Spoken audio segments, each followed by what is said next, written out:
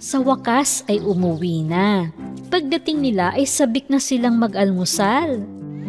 May tumikim sa lugaw ko. Pareho tayo. May tumikim din sa mangkok ko. May kumain ng lugaw ko at inubos niya. Tumayo ang pamilyang panda at tumingin sa paligid. Nanay, tatay, may natutulog ngayon sa kama ko. Tignan niyo. Dahan-dahang hinila ni Tatay Panda ang kumot. Nagising si Goldilocks.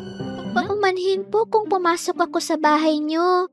Naligaw ako sa gubat, nagutom, kaya kumain po ako. Nakatulog din ako. Huwag po kayong magalit sa akin. Hindi tama ang pumasok sa bahay ng iba, Iha. Baka hinahanap ka na ng pamilya mo. Ihahatid ka na namin.